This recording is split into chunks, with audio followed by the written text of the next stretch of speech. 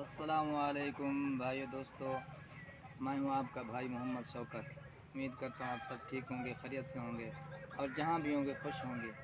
अल्लाह ताला आप सबको जज़ाए खैर अता फ़रमाए और सेहत तंदुरुस्ती नसीब फरमाए और जिस्मानी रूहानी बीमारी से महफूज फरमाए। मेरे भाइयों, आज हमारा पानी की बारी है। आज घास को पानी लगाना है। आइए आपको दिखाते हैं।